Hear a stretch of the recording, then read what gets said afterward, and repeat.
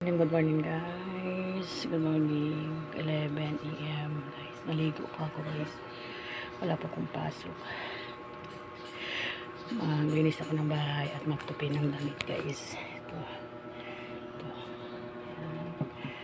Yan.